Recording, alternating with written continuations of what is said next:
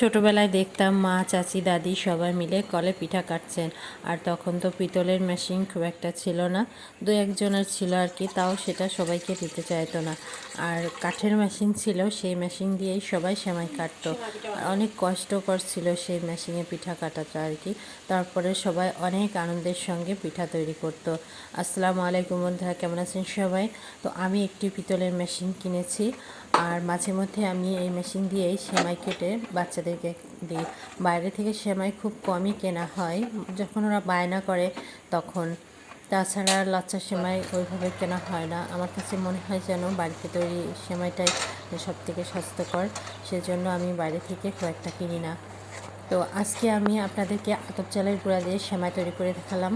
আর আগামী দিনে আমি আপনাদেরকে গমের আটা, সাদা যে আটা বা রোলার আটা, রোলার আটাটা দিয়ে আমি আপনাদেরকে দেখাবো সেমাই তৈরি করা। ওই সেমাইটা কিন্তু, রোলার আটার সেমাইটা কিন্তু তেলেও ভাজা যায়।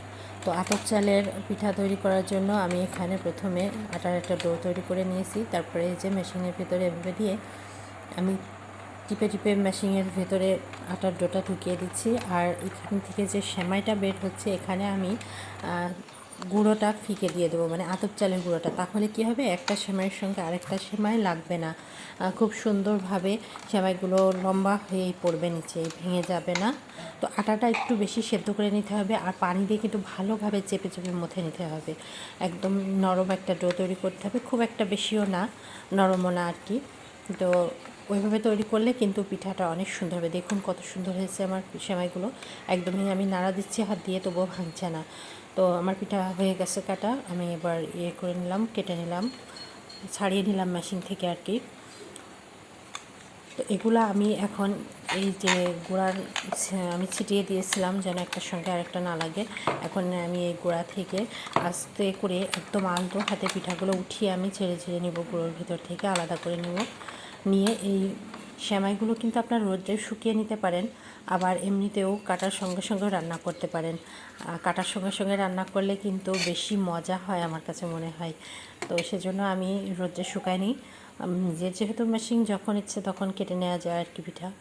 তো আমি এখানে যে রান্না করছি, এখানে আমি 2 কেজি দুধ নিয়েছি। আর এই সেমাইটা কিন্তু সব সময় একদম পোড়াটা দুধে রান্না করতে পারলেই কিন্তু সবথেকে বেশি টেস্ট হয় আর কি। তো যাদের দুধটা অ্যাভেলেবেল থাকে না, তারা আপনারা কিন্তু কিছুটা পানিও অ্যাড করে নিতে পারেন, সমস্যা নেই, স্বাদের ব্যালেন্স থাকবে। আর সবসময় খেজুরের গুড় দিয়ে রান্না করলে কিন্তু মজা হয় আর কি। তারপরেও খেজুরের গুড় তো সবসময় থাকে না, তো দুধ, চিনি এগুলো দিয়েও রান্না করা যায়। আর আমার বাড়িতে নারকেল ছিল না, সেজন্য আমি নারকেল দিতে পারিনি। এই পিঠাটা নারকেল না হলে কেমন যেন অসম্পূর্ণ থেকে যায়। নারকেলটা আপনারা অবশ্যই দেওয়ার চেষ্টা করবেন। আমার হাতের কাছে নারকেল ছিল না, সেজন্য আমি দিতে পারিনি আর কি। সেমাইগুলো দেখুন অনেকটা আস্তে আস্তে আছে, একেবারে ভেঙে যায়নি। তো এরকমই হবে আর কি, একদম আস্তে তো থাকবে না। তো আমার সেমাই রান্না হয়ে গেছে। এই যে দেখুন, আমি একটু হালকা ঝোলঝোলি রেখেছি, এরকম খেতে আমার কাছে ভালো লাগে। তো আজকের মতো এখানেই রাখলাম, আল্লাহ হাফেজ।